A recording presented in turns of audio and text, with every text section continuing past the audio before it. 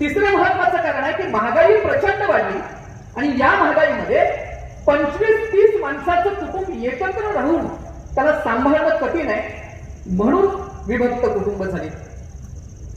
पण या सगळ्या कारणांचं म्हणजे शिक्षण हे एक त्याला कारण आहे.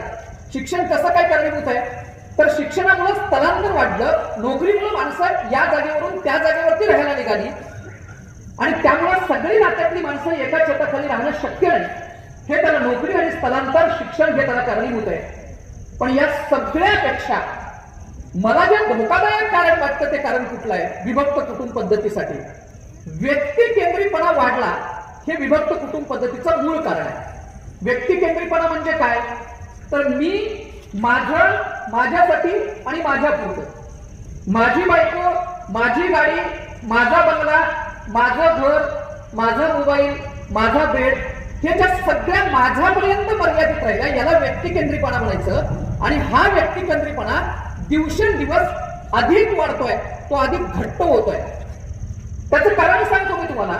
आपण जी कारण सांगतो ना की घरं मोठी होती किंवा शेती होती म्हणून माणसं विभक्त नव्हती, एकत्र राहत होती, आता माणसं कारण काय सांगतायत की दुसऱ्या बरोबर वाद होण्याऐवजी, म्हणजे सासू बरोबर वाद होण्याऐवजी, सासऱ्याबरोबर वाद होण्याऐवजी, दिराबरोबर भांडण होण्याऐवजी आणि त्यांच्या मनामध्ये काहीतरी शंका निर्माण होण्याऐवजी आपण वेगळं राहिलेलं कधीही चांगलं, हा युक्तिवाद सेट केला जातोय.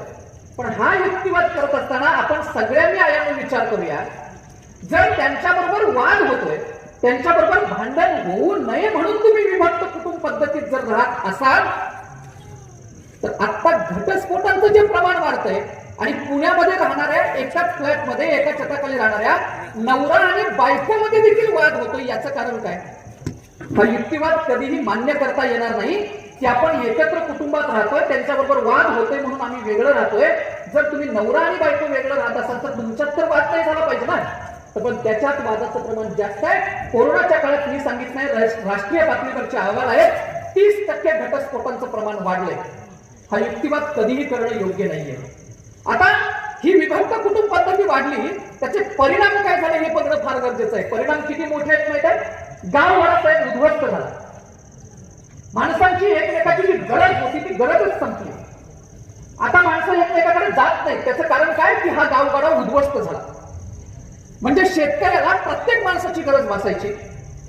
गावात 18 आलुतेदार, 12 बलुतेदार जे होते, त्या 12 बलुतेदार आणि 18 आलुतेदारांना एकमेकावरती आपण ते अवलंबून होतो. त्या ठिकाणी भौतिक बदलामुळे पैसा आला आणि आता माणसांची गरज संपली, गावगाडा उद्ध्वस्त झाला. हा त्याचा पहिला परिणाम आहे.